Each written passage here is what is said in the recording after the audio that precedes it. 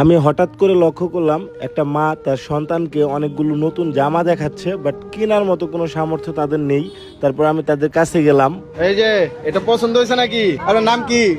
আমার নাম শেফালি। ওর জন্য জামা কিনা নেই দের? না, কিনবেন না? কিনবো আঙ্গা মনে হরেন টাকা পয়সা জড়াইতাছি, কি করতাছি। মানে এমনি দেখতেছেন, পরে কিনবেন টাকা হইলে। তো ঈদ তো চলে আসছে, আর কবে কিনবেন? কি নাম রাখছেন ওর? ওর নাম শেফালি। আঙ্কেল একটু জামাটা নেই। হ্যাঁ, এটা তোমার পছন্দ হয়ে গেছে? তারা জামা দেখতেছে ঈদের আগে, সে বলতেছে ঈদের আগে যদি টাকা ম্যানেজ করতে পারে তাইলে কিনবে, তা না হলে কিনা হবে না। আপনার কি ছেলে একটাই? ওরে কি কিনা দিতে ইচ্ছা করে? হ্যাঁ, এনকক মনে হরেন কিনে তো দেবার তো ইচ্ছা করে। কিনা দিতে ইচ্ছা করে। জি না, এটার দাম কত? 350 টাকা। আচ্ছা, সমস্যা নেই। এটা পরান তো, দেখি হয় কিনা।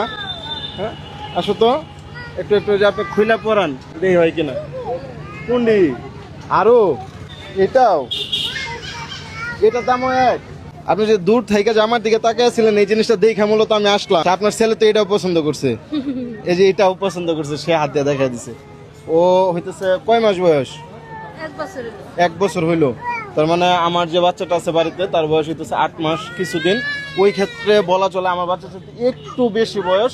আমার বাবুর জামার অভাব নাই, সিরিয়াসলি জামার অভাব নেই। অনেক জামা ছোট হয়ে যেতেছে, অন্যেরা দিয়ে দিতেছি, বাট তার একটা ঈদের জামা নাই। তার জামা বারবার দেখা যাইতেছে, ঈদের আগের দিন কিনবে, টাকা জমাইতেছে। মানে আসলে প্রেক্ষাপট এক এক জায়গায় এক এক রকম। ছেলের জামা হয়ে গেছে, খুশি? দেখো তো আলামিন, সুন্দর লাগতেছে না এখন? হ্যাঁ, জামাটা ওরা মানাইছে অনেকটা আমার জামার কালারে। 1 মিনিট, আমি দামটা দিই। দুইটা জামা মাত্র 500 টাকা।